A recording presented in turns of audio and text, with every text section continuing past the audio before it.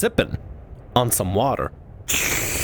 Welcome to Tales Tomorrow. I am Morrow, your storyteller for today, and with me we have some more RPG horror stories. I promise you, I'm not going to be the only one that's going to be presenting stories for too long, at least hopefully not too long. I asked Mary and Micah to make some time available, no schedule, to be able to do more stuff other than the stream that we've done recently. I'm trying to make sure that the stars align, but we all have lives of our own, and sometimes it can be a little bit hit and miss trying to make plans. It's like setting up a D&D session or any sort of game session. Scheduling is the biggest bane of everyone's existence, and you know, we'll eventually get something going. But for now, I'm gonna be a humble solo host taking you through some RPG horror stories for today. Damn Nerfs PC won't let player change classes, then kills player with a class they wanted to switch to. Okay, so I played in a Pathfinder 1e campaign a while back as a cleric. The DM pretty heavily homebrewed the magic system, like a complete redo from the ground up, but said we should expect stuff to basically work like Pathfinder 1e. So I started playing around level 7 and I'm grooving along. Then I started learning more about this homebrewed magic system, which uses a mana resource, as well as making some mods that kneecap my class, key bullets included. I'm gonna go through the key bullets in a bit here, but is it spell points or is it kind of like spell points? Spells that were a save and a half, Fireball, Holy Smite, Flame Strike, etc., were instead save or suck. Ugh. Spells that didn't have saves, Prayer or Maze, now have saves. Ugh. Spells that bypass spell resistance, Chain Lightning, instead do not. Ugh. If you want to do the above three things, you have to spend a build cost called talents to do so.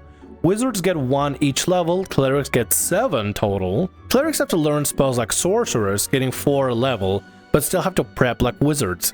Spells also have prerequisites, like you can't learn Greater Restoration without first learning to remove fear, remove paralysis, lesser restoration, remove blindness, deafness, remove disease, restoration, and neutralize poison, or basically 2 full levels of spells learned. Wizards have to face prerequisites as well, but those spells somehow have far fewer of attacks there, and they can go learn from scrolls, and they also get 4 per level for free. Many spells were taken away from clerics but left in hands of arcane casters, Plane Shift, and Magic Weapon. Some clerics and druids only spells, we use 3.5 spells as well, were given exclusively to arcane casters imbued with spell ability and spell staff. Cleric defensive restoration spells were nerfed, notably Death Ward, which no longer protects versus negative levels, or completely removed, Heal. Also, negative levels are house ruled, so they drop your effective level in terms of what you can cast.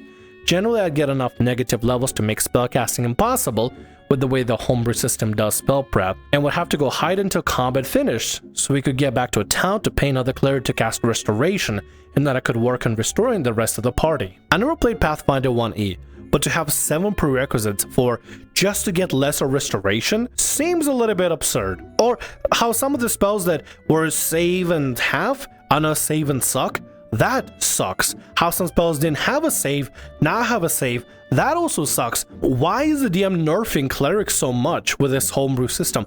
What is the point for it? None of this stuff enhances anything about the system or playing clerics, so it just makes playing cleric worse. So my question is, why does the DM hate cleric so much? At least I can assume they hate cleric because this is a lot of changes, a lot of drastic changes. So I learn all this and bring it up to the DM. I say it doesn't feel fun to play a class that feels so heavily nerfed by the system.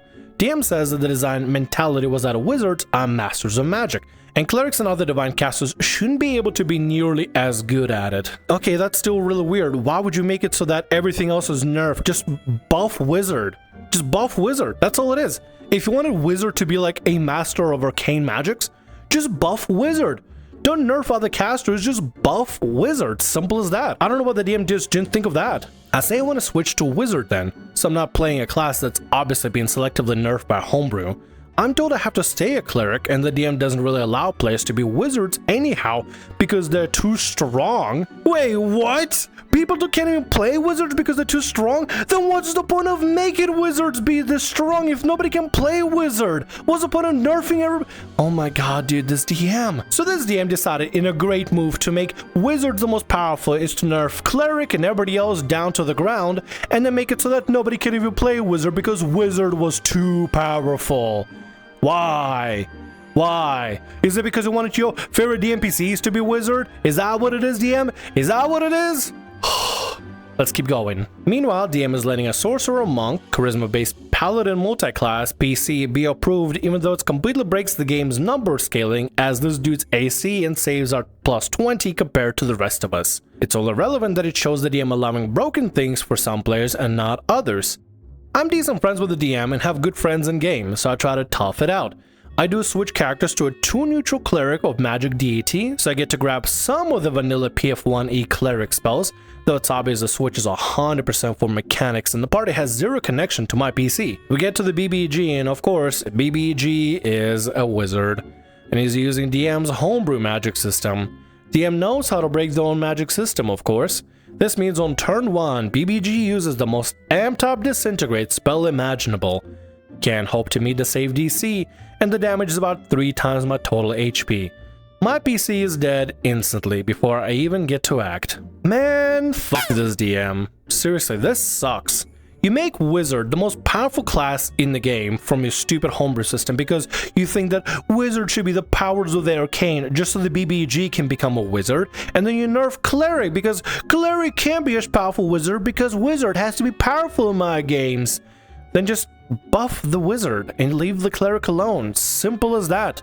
I mean, that's basically what they did, but retroactively, they made Wizard good and everybody else suck except the Paladin, Sorcerer, Monk multiclass, because that's allowed, that's okay. I don't even know how that's gonna work out, but hey, listen, the player found a system, the DM is okay with it. It just feels so inconsistent for the DM to be just this blasé about this. If a player's not having fun as a Cleric, let him roll as a Cleric. They're not having fun. Your homebrew system sucks. Nobody wants to play as a Cleric. The OP doesn't want to play as a Cleric because you make Cleric not fun to play. But of course, the BBG has to be a wizard. There's one-shots the Cleric and just one blast of disintegrate. Of course, have to be, because now Wizard is the most powerful, but nobody can play the Wizard because the BBG is the only wizard in the game. God, dude, this sucks. I immediately stand up and prepare to leave, but DM has an angel come resurrect me out of nowhere, and I basically hide, provide heals where I can, and barely survive the fight. Get him to come out at the end and cast some stuff that's more than I give out HP. DM wants to start a 5e game, but first wants to update the magic system for 5e. I'm challenging DM to run a game without a 400 plus page book of mods, as I've run 5e for years now, and it takes a while to know the system before you start tinkering with it. It's telling the DM is having trouble lining up players for it, and I have to turn players away from my games due to them being full. There is such a sense where you can homebrew out some terrible disasters. And that's what the DMs did. I haven't played Pathfinder 1e whatsoever, but from all the things listed in the bulletin points, they don't sound fun or exciting or an improvement on the Cleric class. It sounds like it's a hindrance and a nerf. Suddenly your spells like Fireball and other spells have to, instead of having a save and half damage, it's save and suck. Either they do damage or not at all. Some spells that didn't have a save system now have a save system, so it's now half effective or full effective. And then you have to have 7 prerequisites in order to get a lesser restoration. It's wild, dude. It's just crazy.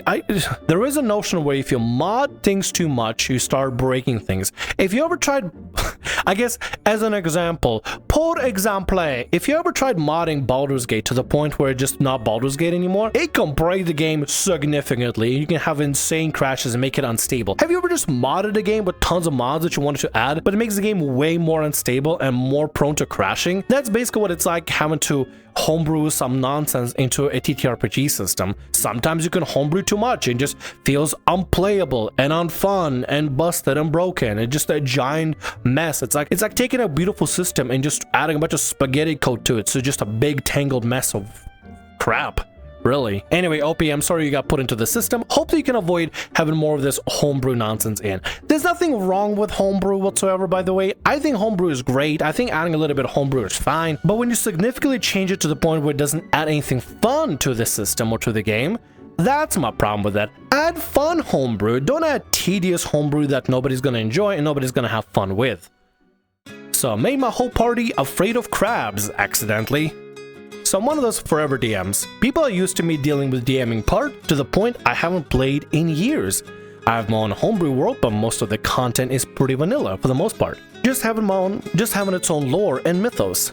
We have a pretty small party at the moment because we're trying to teach a newbie D&D, so I wasn't really going that hard, and my players usually really like how my campaigns tend to be challenging but doable. In this case, there are 3 people: a Cleric Orc, a custom lineage Paladin, and a Tiefling Warlock, the newbie.